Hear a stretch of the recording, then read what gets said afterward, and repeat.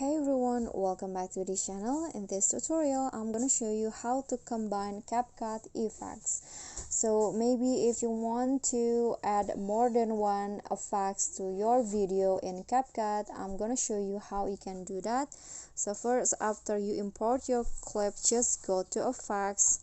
Let's say I want to add a video effects, and then here I'm going to choose two trending effects. For example, the first one is the diamond zoom. Click on the check icon and adjust the durations, and here I'm going to add another effects. Just go to video effects.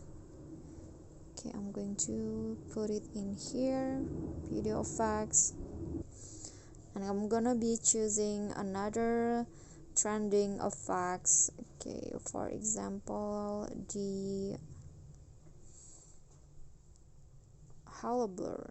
Click on the check icon, and then here you can see there are two effects that I use in the same video, or you can also drag it to the bottom like this so that it combine two videos. I'm going to adjust the line, and here is the result.